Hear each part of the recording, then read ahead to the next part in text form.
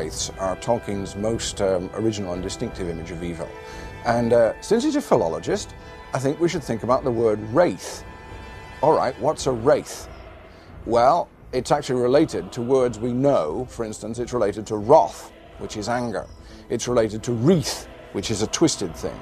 It's related to the word writhe, which is to twist and turn.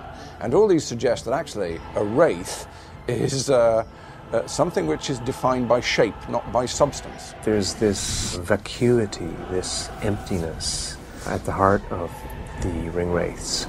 They actually, in a sense, have no lives of their own. They're totally dependent on Sauron and on the One Ring.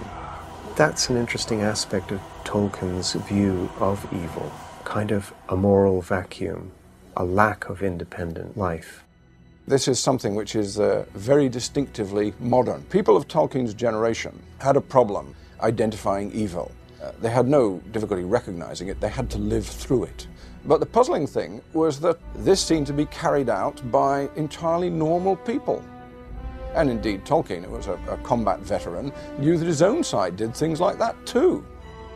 The nature of evil in the 20th century has been curiously impersonal. It's as if sometimes nobody particularly wants to do it. In the end, you get the major atrocities of the 20th century being carried out by bureaucrats. Well, the people who do that kind of thing are wraiths. They've gone through the wraithing process. They don't know what's good and evil anymore. It's become a job or a routine.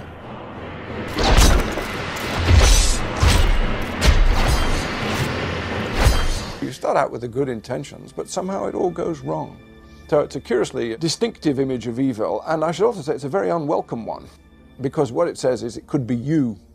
And in fact, under the right circumstances, or I should say the wrong circumstances, it will be you. You know, when people say that this kind of fantasy fiction is escapist and evading the real world and so on, well, I think that's an evasion. It's actually trying to confront something that most people would rather not confront.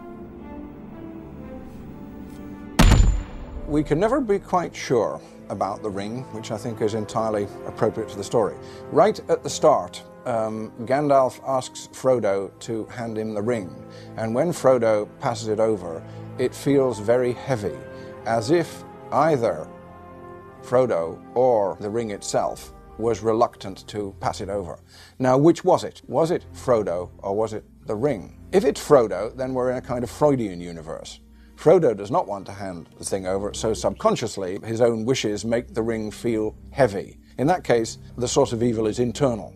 On the other hand, it could be the ring that's gone heavy. If that's the case, then the ring is actually an external power and can actually deceive you even when you don't mean it to. And if it's just from outside you and everybody can be trusted, good people can be trusted, then there's no real problem, is there? Anybody could take the ring. But that's not the case. We're told that again and again. You must take it! You cannot offer me this ring! I'm giving it to you! Don't tempt me, Frodo! I dare not take it. Not even to keep it safe. Nobody can be trusted because there's something in everybody's heart which is the start of the wraithing process. So the ring works both ways. In some ways it's an external power which is frightening and aggressive and which you've got to resist. In some ways it's a sort of psychic amplifier which brings out what your own problems and weaknesses are. It's clear that the ring is in its way addictive. It's got all the complexities of that state. Nobody can trust themselves. As to what people are being addicted to, it seems to me that's really very clear. It is power. People start off with good intentions. They want the power in order to carry out the good intentions. But once they've got the power, they won't give it up, and the good intentions turn increasingly to bad intentions. The ring is